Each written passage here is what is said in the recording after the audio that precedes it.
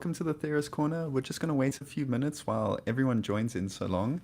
But today we will be doing the conspiracy iceberg theories. Now this is a long list. I got a document of about 25 pages here. This is something that I would like to turn into a full-fledged video at some point, but I haven't gotten around to it yet, so I thought let's knock this one out on live. So, for our very first topic, we're going to be looking at the surface level of the iceberg. Let's zoom in here. So, it's it's got Santa Claus. That's the iceberg. It's got Santa Claus exists, Easter Bunny origin stories, commercialization of holidays, and Thanksgiving myths. So let's dive straight into this iceberg and not waste any more time. So, in Tier 1, the first topic is Santa Claus.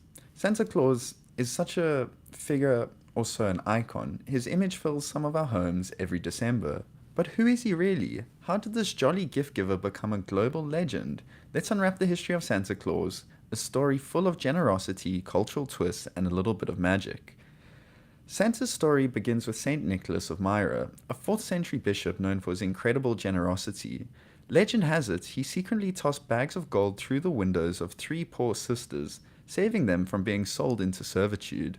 Over time, his acts of kindness turned him into a saint, celebrated across Europe. So fast forward to Dutch settlers in America. They brought with them Sinterklaas, a gift-giving figure who eventually merged with England's Father Christmas.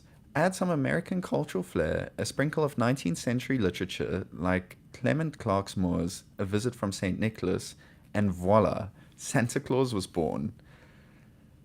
So Santa and the NORAD tracker. But the Santa story didn't stop evolving. In 1955, a misprinted Sears ad sent kids calling NORAD's predecessor instead of Santa. What did the officers do? They rolled with it by tracking Santa's journey, and a beloved tradition was born. Today, the NORAD Santa tracker is a perfect example of how old myths meet modern tech to keep the magic alive. Moving on to the Easter Bunny. We all know the Easter Bunny, fluffy, quick, and full of surprises, hopping from house to house with eggs and candy. But why a bunny? And why eggs? Let's hop down this rabbit hole to uncover this quirky tradition's surprising origins. The Easter Bunny roots stretch far back to ancient fertility symbols, like the Angolian Saxon goddess. Or so the story goes. An 8th century monk named Bede mentioned her, but historians still debate whether she was widely worshipped or a local figure. What's not up for debate? Rabbits and hares have long symbolized fertility and renewal in cultures worldwide. With their impressive reproductive skills, it's no wonder why they become icons of spring and rebirth. So now, how does the German connection come into this? So how did we go from fertility symbols to a bunny delivering eggs? Enter the 1700s German immigrants who brought the Osterhase or Easter hare to America. This magical hare laid colorful eggs, a symbol of new life. Over time, this tradition adapted into the candy-loving Easter bunny we know today, blending ancient rituals with Christian celebrations of resurrection. And fun fact, not every country uses a bunny. In Switzerland, it's the Easter cuckoo that delivers eggs, while in parts of Germany, it's the Easter fox. These variations show how traditions evolve and adapt across the globe. But over time, the holidays have become a bit commercial. Holidays weren't always about shopping, but somewhere along the line, they became a golden opportunity for businesses. Let's rewind to the 19th century picture. Let's rewind to the 19th century. Picture bustling holiday bazaars where merchants sold everything from candles to fancy dresses. As industrialization took off, businesses realized holidays weren't just for celebrating, they were a marketer's dream. So the corporate influence plays a role into it, as there was no wasted time. Coca-Cola didn't just sell soda in the 1930s, they sold Santa Claus, forever cementing the image of the jolly red suited man we know today. Valentine's Day became the perfect excuse to sell heart-shaped chocolates and overpriced roses. And let's not forget Christmas cards, Easter candy, and those endless Black Friday deals. Welcome to everyone watching. You're on the Theorist Corner. Make sure to show your appreciation. We're doing the conspiracy iceberg today, and we're now moving on to modern consumerism. Today, holidays are marketing machines. Ads don't just sell products, they sell emotions. Think about those tear jerking John Lewis Christmas commercials. They're not just selling you a toaster, they're selling you nostalgia, joy, and connection. And it works. So there's a lot of myths about Thanksgiving, but not all this commercialization doesn't erase the myths we hold dear. You've heard the story Pilgrims and Wampanoag Native Americans share a peaceful feast, but the truth, it's much darker. Thanksgiving is a holiday about gratitude, but its history is far more complicated, and it's time we talk about it. Thanksgiving reality. Yes, there was a harvest celebration in 1621, but the relationship between Pilgrims and Native Americans was fragile, built on alliances, tension, and eventual conflict. Over time, this narrative shifted to paint a harmonious picture, sidelining indigenous experiences and erasing the painful reality of colonization. For Native Americans, Thanksgiving often represents a national day of mourning, a reminder of land lost, lives taken, and ongoing struggles. But this doesn't mean we can't celebrate. It means we should celebrate with awareness, honoring both the gratitude and the history that shapes that day. But now here comes the arguments. So what's the takeaway from all this? When we look back at these holidays, it's clear they mean different things to different people. For some, traditions like Santa Claus, the Easter Bunny, or Thanksgiving bring families together and keep cultural rituals alive. They evolve with us, adapting to modern times while maintaining their emotional significance. But for others, the commercialization and whitewashing of these traditions feel like a loss of meaning, turning sacred rituals into shopping sprees and erasing important histories. It's a complicated balance, and maybe that's what makes holidays so fascinating. They're constantly changing, shaped by both history and our modern world. So now we're going to move along to transition to tier 2. If you've just joined, we're covering the conspiracy theory icebergs today. This is a script I've written myself, and yeah, make sure to show your appreciation. We've explored the surface, the familiar stories, the commercialization, and the myths we thought we knew. But as with any iceberg, there's much more lurking beneath. In tier 2, we're diving into the mildly unusual, the theories that make you go, wait, what? From Coca-Cola's crafty marketing to the mysterious origins of Halloween costumes, get ready for the next level of holiday conspiracies. So Santa's red suit, Coca-Cola's contribution, or pre-existing tradition? The jolly old man himself, Santa Claus, picture him now. The red suit, white trim, twinkling eyes, and a belly that shapes like a bowl full of jelly.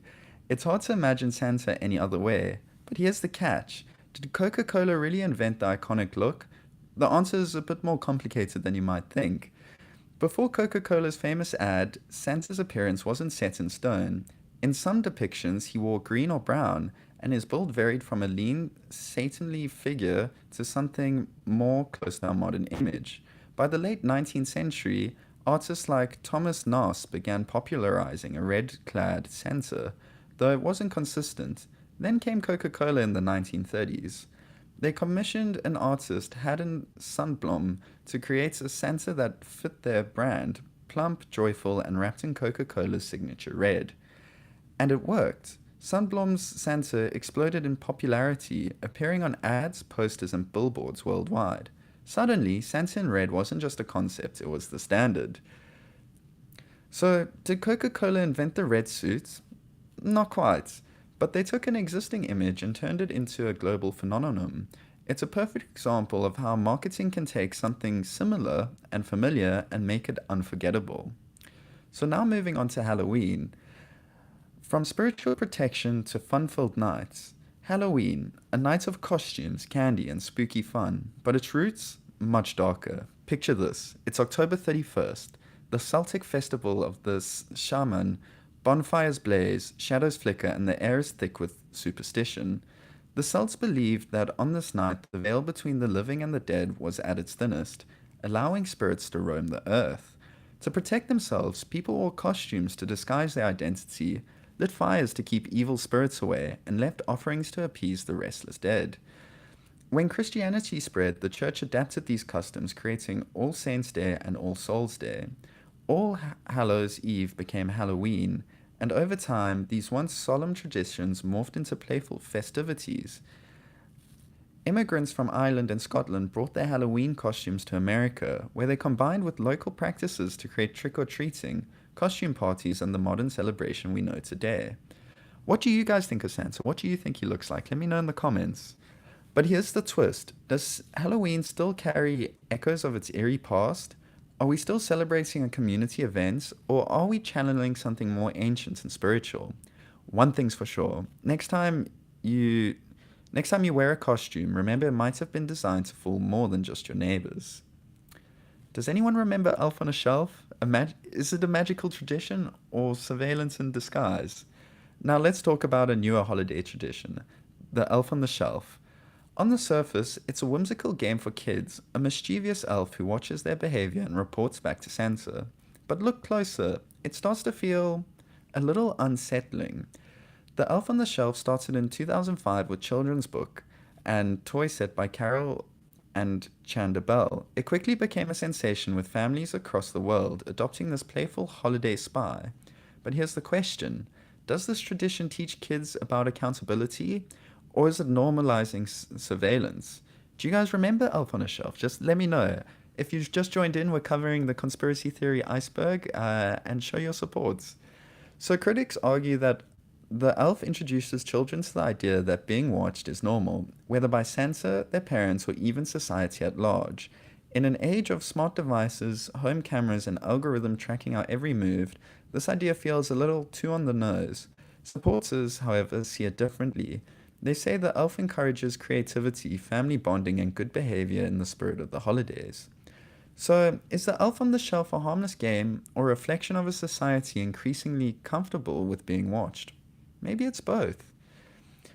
So, moving on to the lunar calendar holidays, a cosmetic connection, or is it simply manipulation? For the finale of Tier 2, let's look to the skies. Many holidays, like Easter, Ramadan, and Chinese New Year, are tied to the lunar calendar. For example, Easter happens on the first Sunday after the first full moon following the vernal equinox. But why are so many celebrations synced with the moon? Ancient societies used the lunar calendar to track time, aligning their festivals, agriculture, and rituals with the rhythm of nature. The moon's phases offered a practical way to organize life around predictable cycles. But here's where it gets interesting. Some people suggest these lunar alignments have deeper, even hidden purposes. Could holidays tied to the moon influence human behavior on a subconscious level? What do you guys think? Historians largely dismiss this idea, pointing to the practicality of using the moon to guide seasonal events. But the enduring connection between the moon and the human traditions is undeniable. Whether it's manipulation or cosmic harmony, these lunar holidays remind us of our natural place in the world. So now moving on to the for and against, the debate around holiday traditions. On one hand, these traditions are rich with history and meaning. They connect us to past, bringing communities together and keeping ancient customs alive. Santa's red suit may be a marketing triumph, but it also brings joy to millions. Halloween's spooky charm may have softened, but it still carries echoes of ancient beliefs. Even the elf on the shelf inspires family creativity, and lunar holidays remind us of our bond with the natural world. But there's another side to it. Critics argue that commercialization has diluted these traditions, turning sacred rituals into shopping events. They question whether the surveillance culture behind the elf on the shelf is truly playful or subtly insidious. And they challenge the idea that holidays like Halloween or Easter remain connected to their spiritual roots, suggesting they've become hollow, consumer-driven shells of their original purpose. So where do you guys stand? Are these traditions evolving to stay relevant, or are we losing something in the process? The truth lies somewhere in the middle, and that's what makes these stories so fascinating. Transition to Tier 3. What do you think? Are these traditions harmless fun or something deeper? We've explored the mildly unusual Santa's red suit, Halloween's spooky roots, the elf on the shelf's watchful eye, and the cosmic connection of lunar holidays. But as we go deeper into the iceberg, things get even stranger.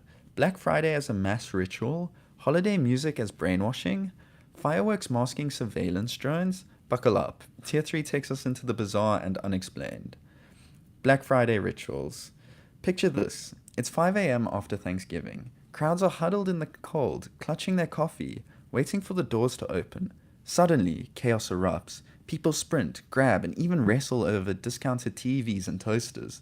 But here's the question: are they just chasing deals, or is there something deeper, maybe even darker going on? Black Friday didn't always mean shopping mayhem. It started in the 1960s when Philadelphia police coined the term to describe the chaos of traffic and shoppers flooding the city after Thanksgiving. Retailers never once to miss an opportunity to turn this chaos into a sales event. By the 1990s, Black Friday had become the unofficial start of the holiday shopping season. Today, it's a global phenomenon, a day synonymous with capitalism and consumerism. But beneath the sales lies something fascinating about human behavior. So, what makes Black Friday so irresistible? It's all about psychology. Ever heard of the scarcity effect? When something feels limited, like a deal that's only available while supplies last, our brains go into panic mode. Fear of missing out kicks in, and suddenly we're buying things we didn't even know we wanted. Then there's crowd psychology. Ever notice how excitement spreads in a group? You can see someone grab the last item on the shelf, and it feels like a competition you have to win. And here's the wild part: this chaos triggers the brain's fight or flight response, which is why we've all seen those viral videos of shoppers wrestling over a blender. It's primal, and yet perfectly designed to make us spend more. But Black Friday isn't just chaos, it's big business. For many retailers, this day can make or break their year. Those insanely cheap deals on big ticket items, they're called loss leaders. Products sold at a loss to get you in the door, knowing you'll probably buy other high margin items once you're there. And let's be real, it's not just about deals. Black Friday taps into our love for competition. It's like a game. Snagging the best price feels like winning. But is it a celebration of savvy shopping, or is it something more ritualistic? If you guys are just tuning in, you're on the Theorist Corner, and we're covering the conspiracy theory iceberg. We're currently on tier 3. And yeah, show your support in the chats or double tap your screen, but let's get right back into it. And let's be real, it's not just about deals. Black Friday taps into our love for competition. Here's where things take a turn. Some theorists believe Black Friday isn't just about shopping. It's mass psychological experiment. Think about it. Large crowds, controlled scarcity, heightened emotions. Could corporations or even governments be using this day to study how we behave under stress? It's like a modern day ritual where we release aggression, similar to ancient festivals designed to reinforce social hierarchies. Is Black Friday a necessary economic event, a primal outlet for our competitive instincts, or a carefully orchestrated tool to manipulate us? Maybe it's all of the above. So what's your take? Is Black Friday just harmless, or does it reveal something deeper about us psychologically? Moving on, so now we're coming on to holiday music brainwashing. Holiday music, you love it, you hate it, but you can't escape it. From Jingle Bells to All I Want for Christmas Is You, it's everywhere, but have you ever wondered why? Is it just festive cheer, or could it be doing something more calculated? Let's uncover the mystery of holiday music brainwashing. Music is a powerful tool. It shapes mood, memory, and even behavior. Holiday music taps into something called the mere exposure effect. The more familiar something feels, the more we like it. Those classic tunes you've heard since childhood, they're like a warm, comforting blanket, making you feel safe and relaxed. And when you're relaxed, guess what? You're more likely to spend money. But it goes further. Upbeat songs like Deck the Halls lift your spirits, while nostalgic tracks like White Christmas tug at your heartstrings, reminding you of family and giving. Studies show that this combination lowers decision-making resistance, extending shopping time and increasing impulse purchases. Coincidence? I think not. So there's a lot of economic motivations behind this. Retailers aren't just playing your favorite tunes for fun. It's a strategy. Holiday music paired with lighting and scents creates an immersive shopping experience, designed to make you linger and spend. Playlists are even tailored to specific demographics. Modern tracks for younger shoppers, classics for older ones, it's all part of the plan, and it works. Revenue data consistently shows spikes in holiday sales during these festive months. Holiday music isn't just background noise, it's an essential weapon in the marketing arsenal. Here's where things get a little bit eerie though. What if holiday music isn't just about short-term spending? Some theorists suggest it's conditioning us over decades, reinforcing the idea that holidays are about buying, not celebrating. Those jingles might act like auditory cues, linking joy and generosity to consumerism. And what about the downside? Retail workers exposed to non-stop holiday music often report stress and fatigue. Is the pressure to conform, to buy, to give, to participate, is it intentional? It's a question worth asking. Okay, so if you guys are just tuning in now, we're busy doing the holiday conspiracy iceberg. We're currently just moving over to tier 4. If you're enjoying so far, make sure you double tap the screen and let me know where you're watching from in the comments. So we've covered shopping chaos, musical mind games, and even the cryptic like Easter Bunny. But the iceberg goes deeper. What if your Christmas tree is secretly an alien antenna? Or New Year's Eve isn't just a celebration, but a cosmic reset?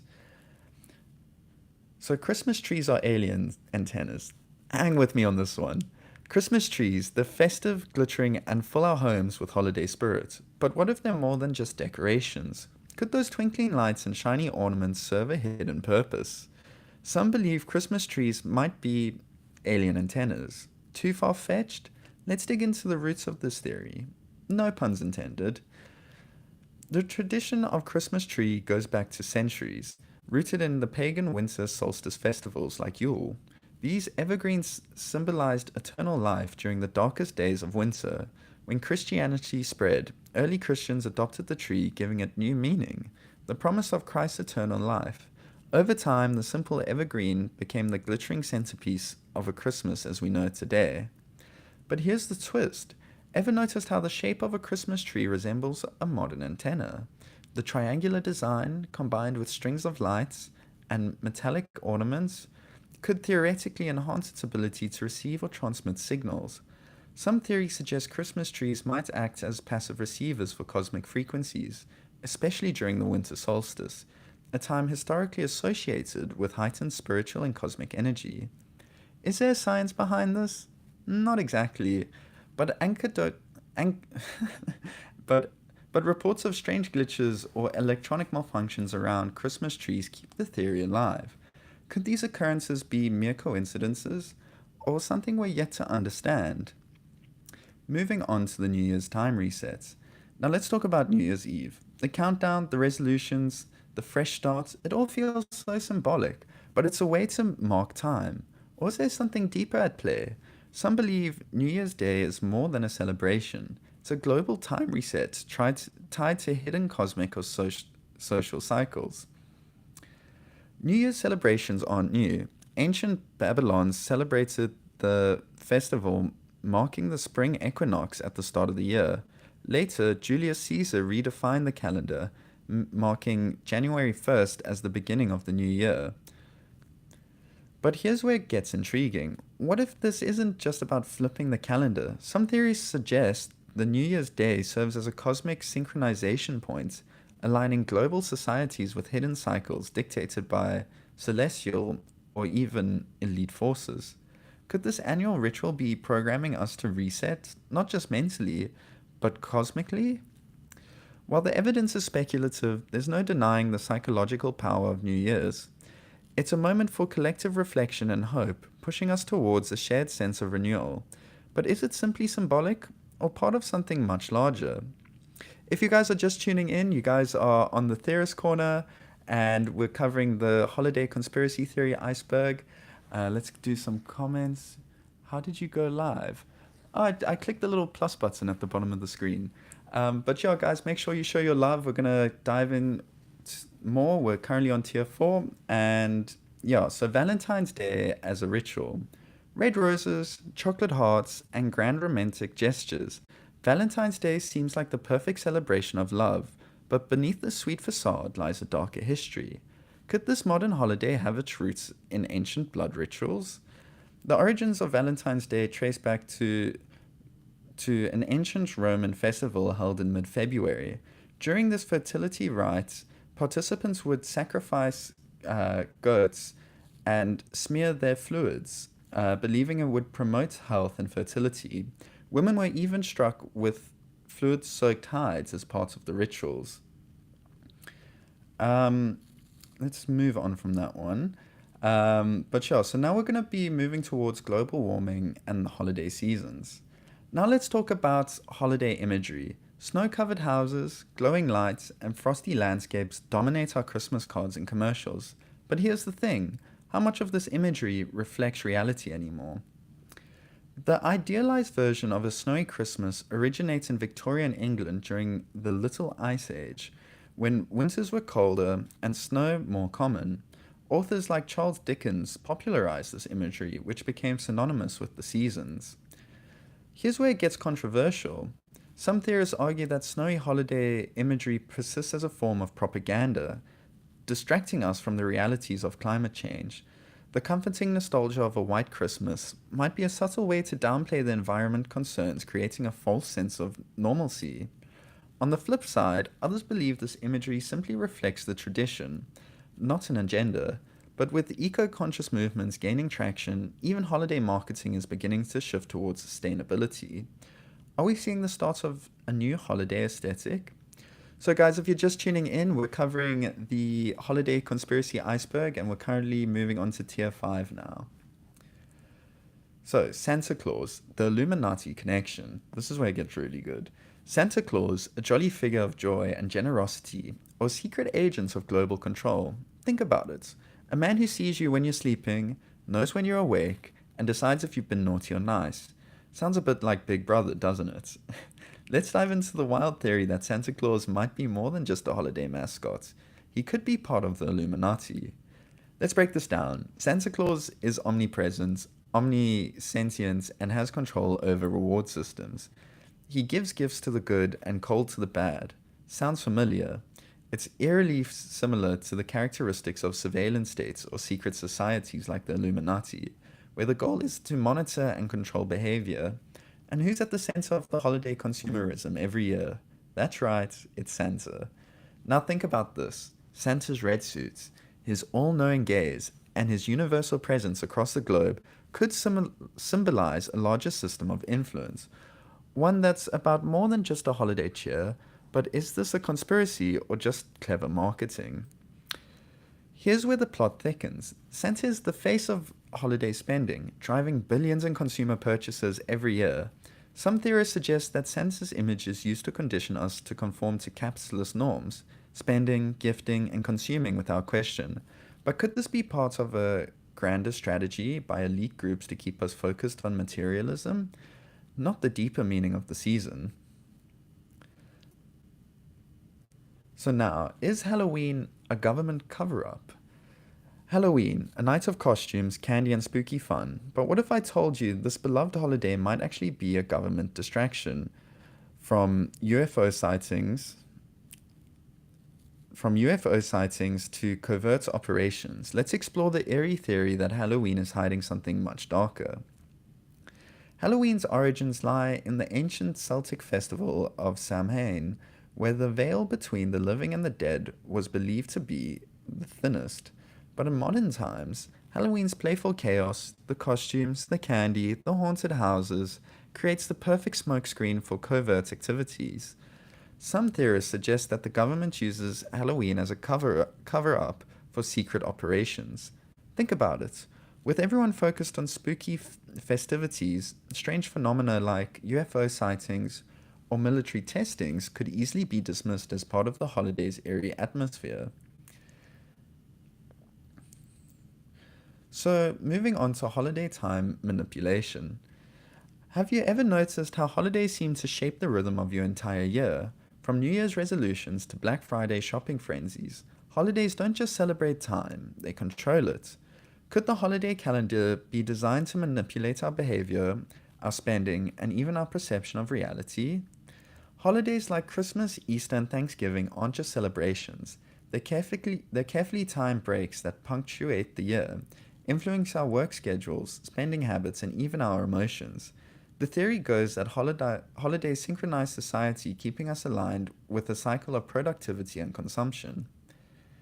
Let's talk about it. Black Friday. It's a manufactured shopping holiday that sparks mass spending, pushing consumers into a frenzy of deals and discounts. Could holidays like this be tools for elite control, designed to drive economic cycles and reinforce social norms? Holidays align with economic needs, creating spikes in spending and productivity. The psychological impact of holidays reinforce societal conformity and consumerism. Strategic placements of holidays manipulate behavior on a societal scale.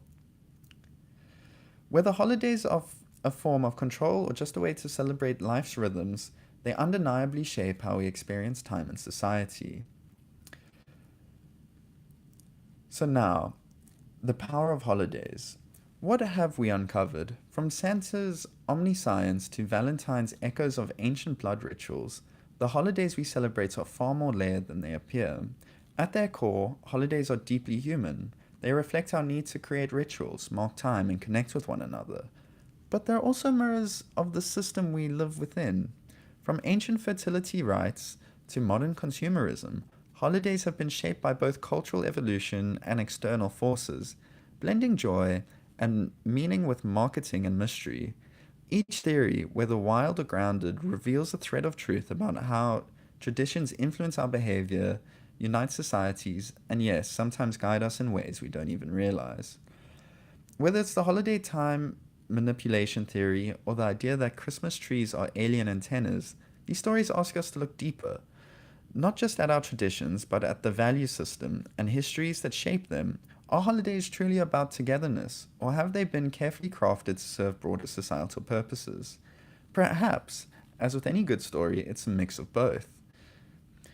What makes holidays so fascinating is their dual nature.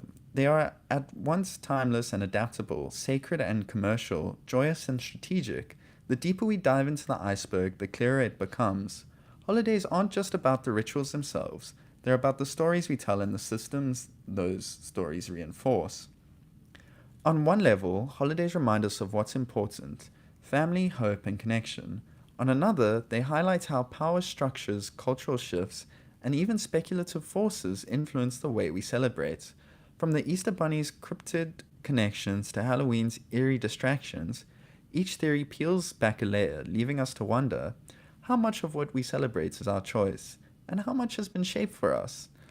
In the end, the holiday iceberg isn't just about conspiracy, it's about understanding how traditions evolve, how myths persist, and how the magic of celebration intertwines with deeper question of influence and control.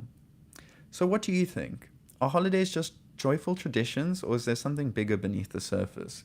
From ancient rituals to modern marketing, they bring light and meaning into our lives. They also remind us to question the forces shaping our traditions. But yeah, thank you so much for everyone watching. Make sure you show your support by double tapping the screen and leaving a comment about from where you're watching. You can see the whole thing. It will be uploaded to the channel after the live is posted. And thank you everyone for tuning in. I'll be back tomorrow with an even more interesting live stream. Thank you so much everyone. Goodbye.